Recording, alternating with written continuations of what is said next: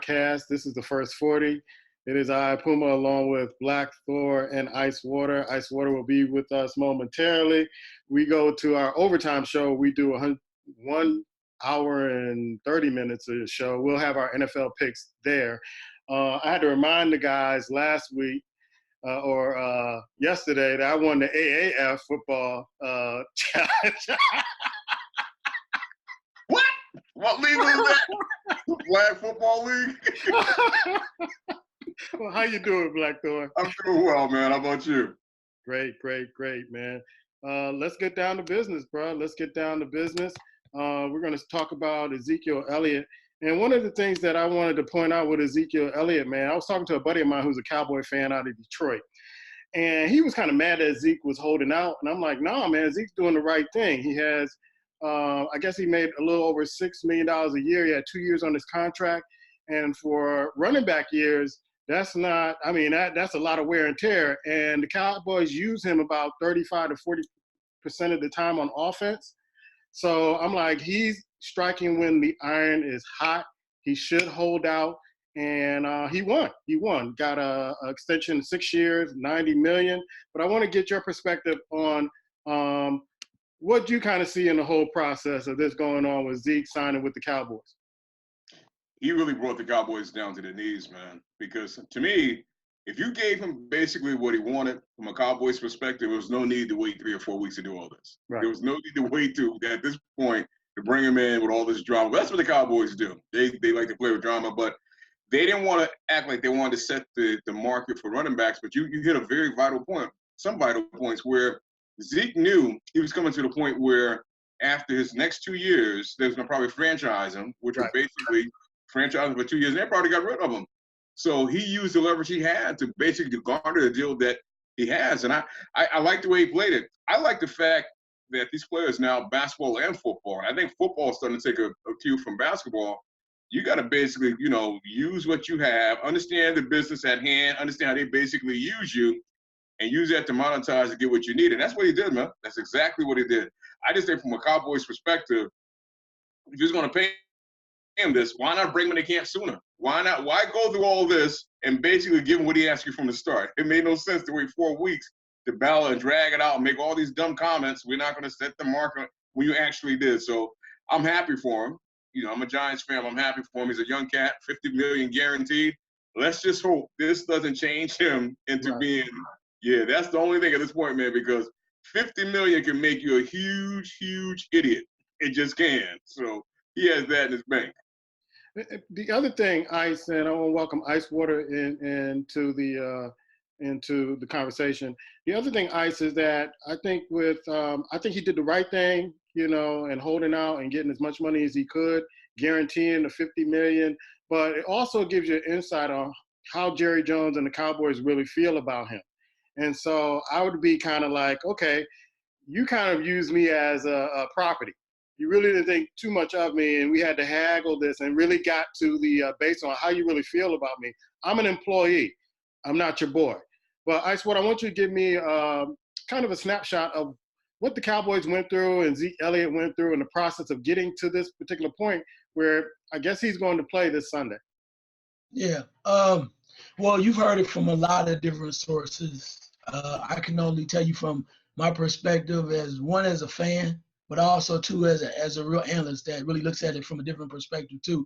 But overall, I think that the Cowboys all along wanted to be seen as that franchise that we know them to be, and how Jerry Jones is supposed to be this shrewd businessman and whatnot. So they played that game from the standpoint of we're not going to pay anybody. Zeke who? Yeah. But as I mentioned last week, I told you, I mean, when you think about it, and the property thing, I think you're spot on. And I think that individuals, and we've been watching sports a long time, if you think that that's your buddy, that's your guy, they have your best interest at heart, you are as good as your last damn play. Yep. I've always said that. So no matter what somebody has you in the box, upstairs, chilling, relaxing, taking your mom out to dinner, putting her up, prepping up, having her cook Thanksgiving dinner at the mansion. Dude, I'm just saying. And for individuals to kind of think that that's not happening, you're sadly mistaken. It's always been that way. It's the reason why I said from the beginning that the NFL is a billionaire boys club.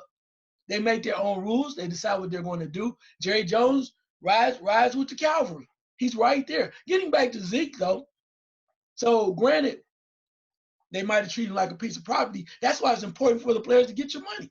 Got to get your money, bro. So wherever they see you, whatever they do, you go out there and for fans, let me just say this. As we think about this from a standpoint, I don't want to be too long. We only got 40 minutes. From a fan standpoint, wake up. Wake up, okay? You're crazy about the game on Sunday. We're all talking about this now. Everybody's getting prepared. Who's going to do this? When those guys come off that field, bro, it's a job. I've seen it.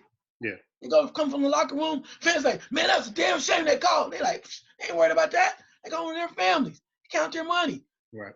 Get taken care of. So my point of it is, with all this being said, they needed Zeke. If they didn't need him, they wouldn't have paid him. If they didn't believe they needed him, they wouldn't have paid him. Jerry Jones is desperate to try to go to the next level.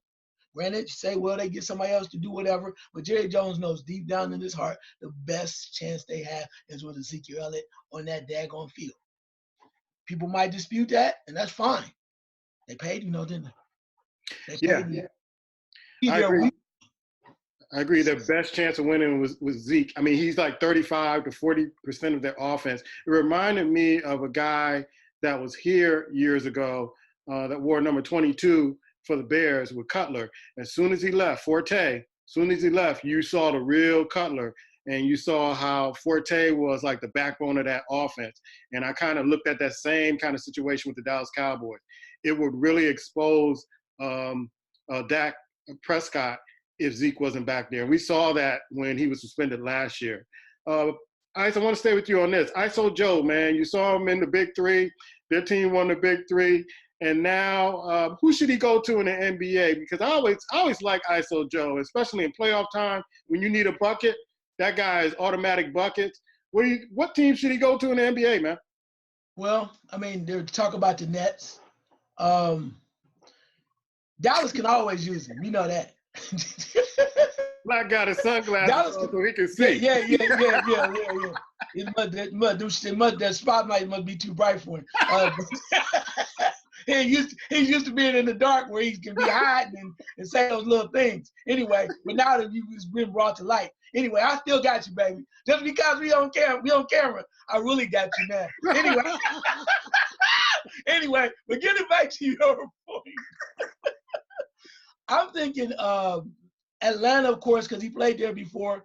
He could be helpful. Dallas, even somewhere like, trying to think also maybe like Phoenix, somewhere like that. But those are the teams. He definitely is serviceable. I think real quickly is going to show Houston, damn, when you needed that extra guy coming off the bench, if you'd have played him earlier in the year, he might have been able to help you. I'm thinking Black more of a playoff team, a team that has a chance to win a championship for ISO Joe. What's your thoughts? You know what, man?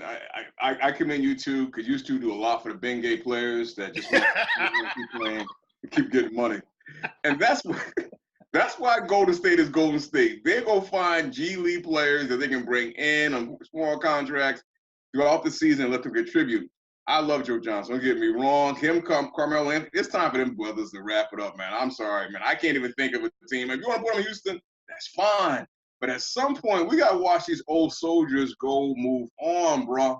I just don't think he can give you much. I mean, I could see in a short span he give you a little bit. Right. I think we're in love with him, but we're not being realistic about where he is now in his career. Put him on Houston if you want to put him and basically hide him to the playoffs run and bring him in a little bit. But to think that he can be what he was a few years ago, I'm not going to kid myself and believe that.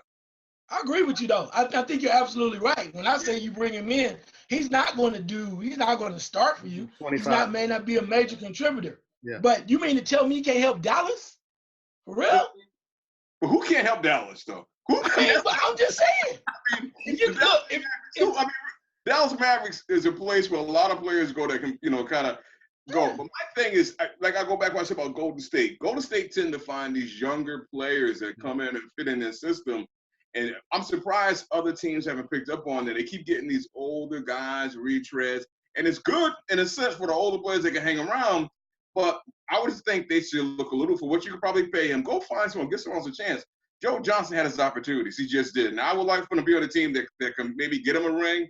But the reality is, for me, he had his opportunity. I think his window is closed. It's no surprise he's not signed to a team already. At some point, somebody's going to bring him and give him a shot.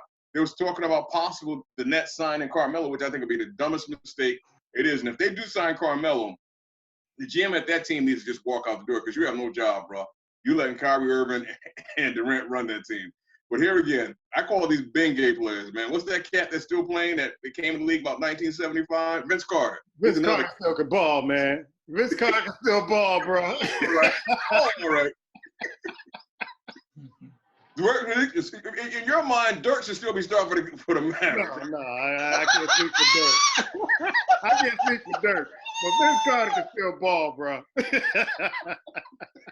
In Atlanta, yeah. Yeah, in Atlanta. So can Joe Johnson. So can Joe Johnson in Atlanta. You know, I watched Joe Johnson before he was out of the league with Utah, and they looked like they were coming. So with a team that's in the playoffs that you can give him like 15, 20 minutes off the bench, I would sign ISO Joe in a minute. Now, another guy I would probably sign too is Crawford. Oh, yeah, that's definite. Actually, Joe Johnson, though, 12 minutes, bro. Well, that's it. I can see Crawford. Now, Crawford, I can see. That guy I can see. And I would like to see those guys that, you know, not with a team that, you know, have no business trying to even go for the playoffs. They're not going to go to the playoffs. I like to see these guys contribute with teams that they're veterans. They can go with teams, the playoff teams that need that extra veteran to get them over the hump or to give them a game or two where they can just pull out some old magic and just hit some shots. Well, I got a quick question for you, though, because you call him ISO Joe for a reason.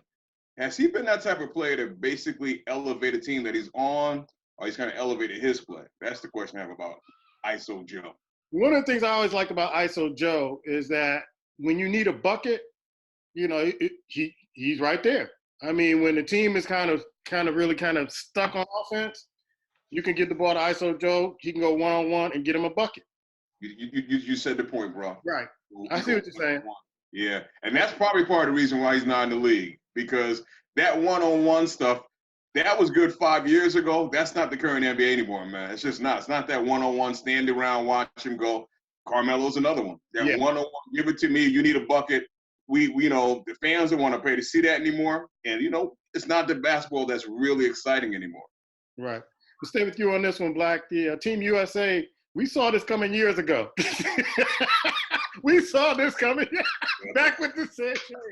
We saw this coming years ago where nobody really wanted to play this summer, and they are struggling. They're struggling. Australia already beat them in the prelim games, and those were games for practice.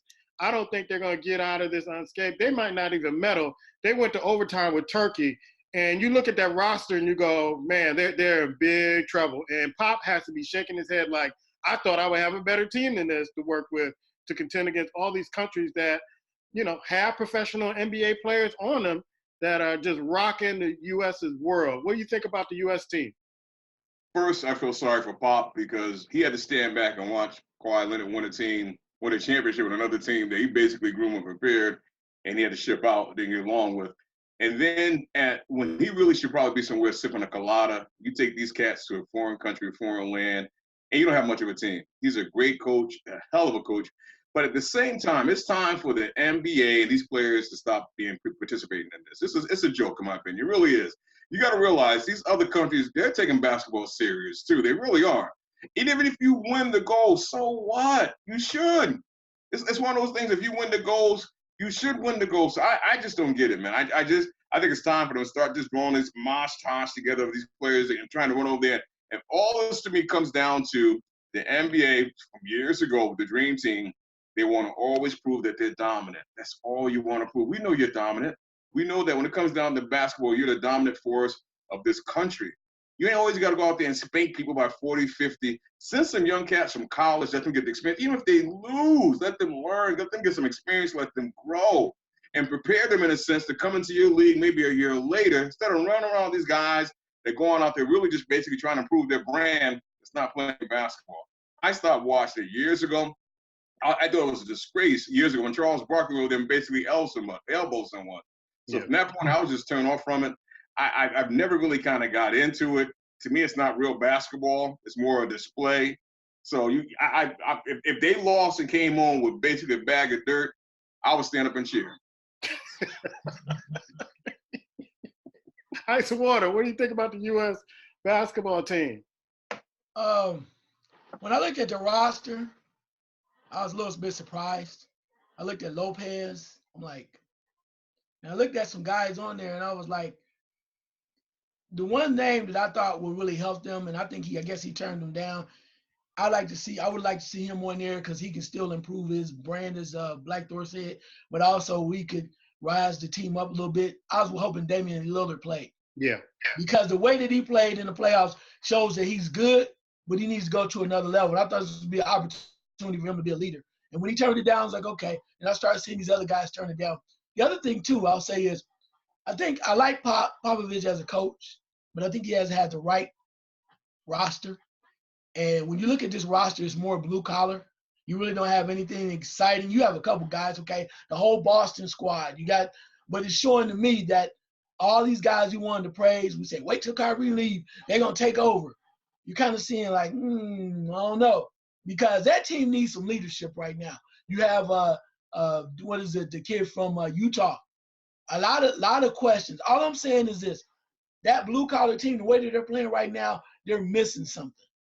And it's like the team overall needs to elevate as a whole. But a couple of names that I thought that they could have dealt with because they were younger, and I thought that they would have been able a little bit more exciting, a little bit more high energy. Jaren Jackson with Memphis, guy's high energy, 13 points a game, 5 rebounds, he can go. Somebody else like Shai Gilgeous-Alexander, guy really showed you a lot with the Clippers. I like his energy. I'm talking about energy now. And another one, Jamal Murray, energy. Another guy, may not like him because he may not do a lot. Like Aaron Gordon from Orlando, energy. I think that's what they're missing. And last but not least, you might think I'm crazy, and I'm gonna throw it at you. 7, 7, and 6 was his averages. Draymond Green, bro, trying to tell you, if he want to play, I'm just saying, you need energy. Why would he play? I mean, I'm just saying, I'm looking for energy. I'm looking for people that want to play hard. I'm not saying he would, but right now, what they have, when you have Brook Lopez on the squad, bro, and one of the what's the Plumlees, really? Yeah. Plumlees on the squad? Come on, man. It's been 5 of them. You never in your life would have said Plumlees on the damn World University game team. I'm just saying. I have no disrespect for them, but when you're thinking about these type of teams, you don't go, well, let's pick up one of the Plumlees. You just don't, bro. Yeah. Let me stay with you on this one because my father really kind of helped me kind of see this because sometimes I watch tennis when I have a chance, but you got a lot of sisters in the U.S. Open, man. The future is here with these sisters in the U.S. Open, and they are showing each other love. They are representing really well.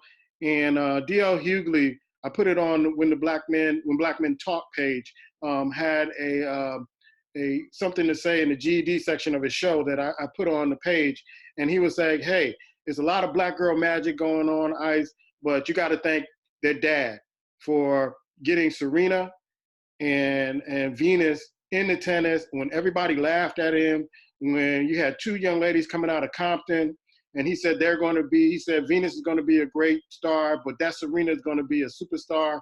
And he said, if you're going to give credit to black girl magic, you got to give credit to their dad for believing in them first when nobody else believing in them. And look at the result. These young ladies, these young sisters are coming out there, and they are doing well. And I'm so proud to see them out there representing in the U.S. Open. Your thoughts on this, man? Yeah, I mean, it's solid. I mean, I will give kudos to Richard Williams, what he did a great job with his daughters, but it's like an evolution of things. So things started to happen, started to see other people getting the training, getting the solid training that they needed, and getting with the right trainers. Because one of the best things when you saw the two sisters play before, and they got before the one was eliminated, the young lady mentioned about how they were at the same workout facility. And she said, I remember. It's like, I remember us working. I saw you. And she started crying because she knew nobody was paying attention to them. Nobody gave them a shot. So when you think about Richard Williams, I give him kudos for that, the way he worked with his girls. Because in Compton, anybody that knows, when there's no real tennis courts on there, you have grass coming up out the bottom of the court, bro. It's real, man. And that means they're hungry. So when they did connect with somebody that was so-called professional, they really took off. So I'm happy for all of them. They are here. You can't deny them. Say what you want to, love them or hate them, but they're playing, and I'm happy for them because they're making a statement, and they need to be recognized, and they are. So we'll see how that goes and how much further it goes, but I'm excited, and I'm also, most importantly, excited by the way that they're treating one another, taking care of one another, and making sure that they represent and say, hey, wait a minute, share this moment with me. That shows class, bro. Yes. True class. Yeah, Black. There's a sister from Chicago that's representing Chicago there, but I'm so proud of this, man. I don't know what to do. And I'd rather watch women's tennis because of these sisters and Serena, and I think that's more popular than the men's tennis at this day and age. Your thoughts about this, bro? It is definitely more popular than men's tennis. I want to piggyback on something I said, man, because I can't really add much more to what he just basically said about Richard Williams. But the class part of it, to see these young ladies, what they're displaying, how they're going about it, the raw emotions that they displayed, and how they carry themselves. But I wanted to say this real quick, man. I'll get out of the way. Remember last year when Venus played a woman that looked like her? Yes. And she basically acted like a buffoon afterwards. I'm not afraid to say it. Because she got beat, she went after the referee, she did everything. She apologized a year later to her in a magazine. Now, when we're talking about class and all this stuff, let's keep that in perspective because these young girls are doing it the right way. And I know I sound like I'm taking a shot at Serena. If I am. Because there's just no way when you have a young woman that's across the net from you that looks like you, that's saying to you, I grew up idolizing you, want to be you. You take a year to address her. And I haven't addressed her personally. You dress her in a white, polished magazine that's about fashion. I got a problem with that, bro. So I want to put that out there. I admire what these young ladies are doing. And maybe if they get there, if they're handling success a little better than Serena has handled, in my opinion. Okay. Stay with you on this one, man, as you sip on your drink. We wanted to talk about this last week about Boogie Cousins. And I said last week, man, if she decides to press charges, that brother's in a whole world of hurt. And there's a warrant out for his arrest, man. Speak on this, bro. You know what? It's interesting. It's a warrant for his arrest, bro, but it's a misdemeanor charge. I don't know how that could be. Yeah. I don't know how that gets to be a third grade misdemeanor. I'm like, when I read that, I was like, well, I forgot this Boogie guy has money. Okay, I'm sorry. Because I'm pretty sure right now, if you and I was to call someone, especially in this day and time, and left a voice recording of where I'm gonna put a bullet in your head, I don't know if it's gonna be a misdemeanor. I just got a funny feeling, especially in good old Alabama. But these cats got to realize. I mean, I don't know, man. Remember the phrase a long time ago, "dumb jock"? Yeah. And my thing is, when I listened to that tape of him talking, and I could not stop just thinking that, bro. First of all, she has no right to stop you from doing anything with your son if you need to be doing something with your son. There's a court system that says it's 50-50, and we forget that as fathers sometimes that you have 50% right to your child. You just do.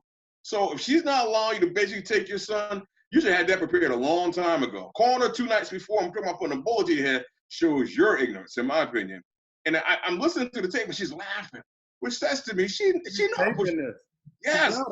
Yeah, she know how to push your buttons. She know what kind of trap to lay down for you. And you basically walked in like a rabbit and grabbed the carrot. So I'm just hoping that someone basically pulls Boogie aside and said, bro, look, you got to be smarter. You got to do things different. You got to wake up because if not, you're going to find yourself in a situation that it won't be a misdemeanor. Right. Ice, any thoughts on this subject, man? Yeah, very quickly. I agree with everything that Black Thor said. I will say this, though. think about all that's at stake, man. I'm just saying that's my thing. You know, he has a lot going on. He's trying to get back and get his health back right.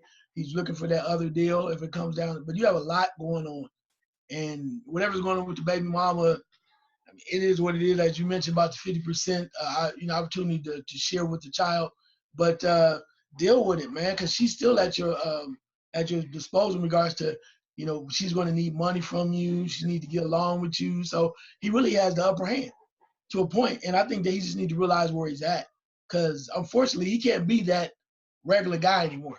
You can't go out and say, you know what I'm saying? Nah, bro. When you sign that check and you got that big money and you took them seven figures, bro, your life changed. It just did. Yeah. And if you think you can still go to round the way, I killed that bitch. You know what Nah, bro. Because somebody's always watching. Always watching. David Chappelle used to do an episode on the show when keeping it real goes wrong. And this is definitely one of those instances where keeping it real went real wrong. And it's a misdemeanor, man, but it still goes on your record.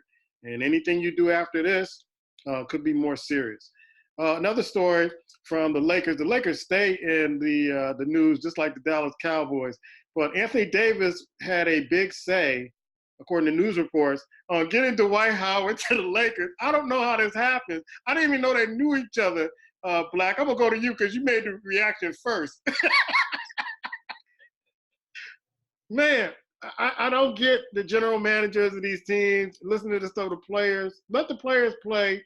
You put the team together. But a lot of guys want to play with. I didn't know they were friends. Black, what's going on here, man?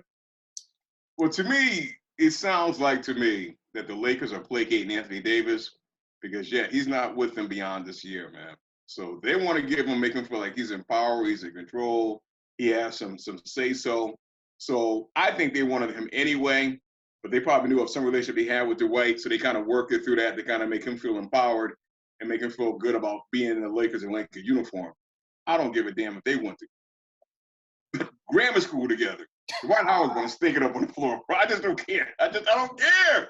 It's realistically, and you're right. I'm just sick and tired of every time you turn on a sports show. I haven't even watched sports over the summer, bro. Because if they ain't talking about the Cowboys, it's talking about LeBron. Taco, he's gonna patent Taco. I'm sorry, man. Skip and Shannon, I love you, bro. Whatever you got to do, you got to get off LeBron's jock. You just got to give his jock. I'm serious, man.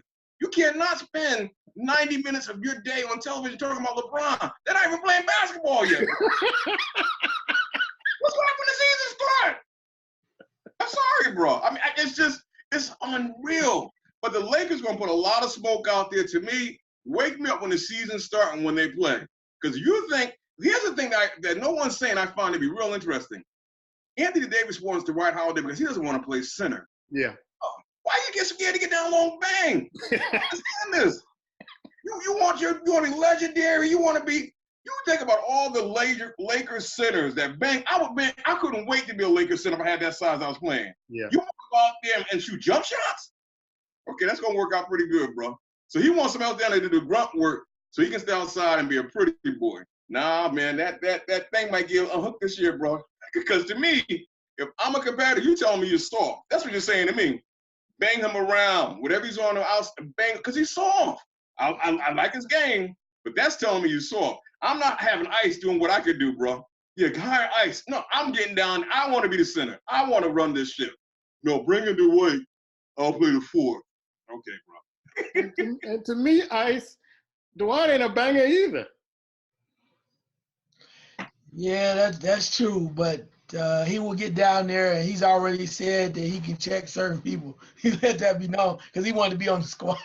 But can you check Embiid? Yeah, I got him. I'm just saying that's the conversation. That's the conversation. But I agree. Anthony Davis literally wants to play the 4, and I said it before. I told y'all down there in New Orleans shooting them trades, bro. And it got spoiled. He don't have nothing to do. When that man coach down there, loving coach had DeMarcus Cousins and Anthony Davis shooting threes. There's no center. I told you it was gonna corrupt them. It did. Now in LA talking the same thing. Yo, man, if you get Dwight Howard, I really appreciate it because I really can show you my game if I'm playing the 4. It just went out the window. They have corrupted the basketball ways. But like you said, big fellas don't want to go down low anyway. Kind of remind me of how Blackthorn thinks about Carl Anthony Towns. Anyway, that's another story. Wait a minute. I knew he was going to say, wait a minute. I'm just saying, I knew when he came up about this, him wanting to play the 4, Davis, that is, I said, here come that word, his favorite word. So. Lightning ass. I knew that was coming. I was like, yeah. Come on, man. I mean, I'm not saying it wrong. I'm just saying I was waiting for it. Because when you said it, it was like, You're like, nah, he ain't a man. He ain't a man. Man, real man, get down there. Hey, come on, bro. You should be eating your lunch down there. No, I'm going to go play for him and jump shots. Hey. Well, barbecue chicken. He Not gonna be pretty. Chicken in there. We got about 9 more minutes left in the first 40. And I wanted to bring out this story because we're going to be doing our NFL picks in a few. Pop already picked his picks, talking junk. Tune in to us in our overtime. Goon Squad. He ain't even won. How can he talk junk? He ain't got a license to talk junk. Tell Pop I said he got to win something. I sent the video to Pop last week, and I'm going to clean it up a little bit. But the first thing he texts me back is, who's this big red Negro in the video?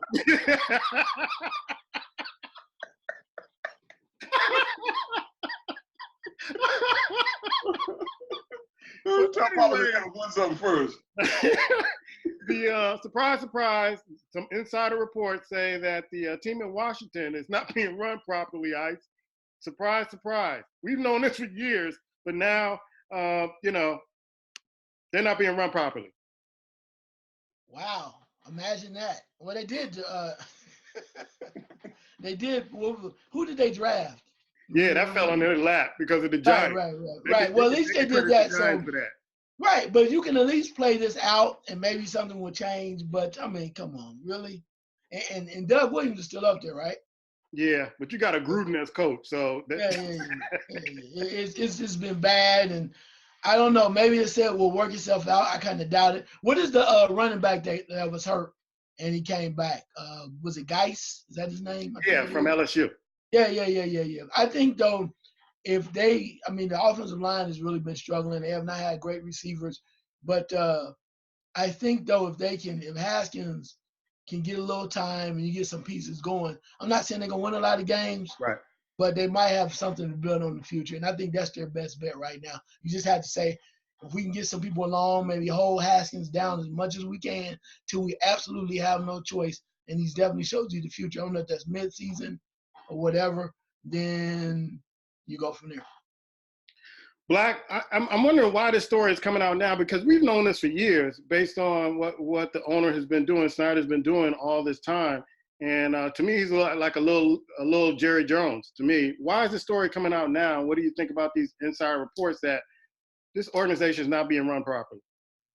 I think they're standing back and looking at this team is not going to have a real good season this year. Right. And I think that's how the kind of story kind of comes out. They realize that there's nothing really excited about. But I think the problem here is not, I understand the team's not being run well, but I think the fans in Washington are the biggest problem. Because you understand, you don't like the name, but you keep going. The team stinks, you keep going. At some point, you have to show the organization, we're not going to tolerate this. So when you're selling out and he's making his money, what is his incentive? Because when you think about it, Washington won championships before. I don't think this cat wants a championship. When you're bringing that coach, the football coach, to bring him in, everybody brings this is all about splash. He doesn't really sit down and try to really execute. I like the fact that he hired Doug Williams, but they never seem like they try to execute. I go back to the time they gave Hainsworth all that money. Yeah, it was all about splash. Yeah, Deion Sanders. It's just a matter of basically he's just trying to make as much money as he can. He's not concerned about putting flash out there. So I'm not surprised. We all knew this, man. It's a story I'm surprised it gets any attention at all. Is it a way to kind of expose Snyder because maybe some of the owners are kind of pissed off at him too, and maybe they're trying to kind of nitpick at him so he finally kind of sells his team? Man, yeah, they gotta do better than that, too, bro. Yeah, true. Because even with a bad team, he making major dollars. As Black Thor mentioned, they still coming to the stadium, bro. They still selling it out. They got a huge, nice, beautiful stadium out there in Maryland now. They moved it out of D.C. a long time ago. They've even redesigned and renovated that area for soccer and kind of other things with RFK. So the money's still coming in. So yeah, it had to be something where it had to be some type of racist, type of homophobic type situation where they would have to make that man sell his team. Other than that, he's gonna ride it out. All he's gonna do is get him another GM and another coach and keep pushing.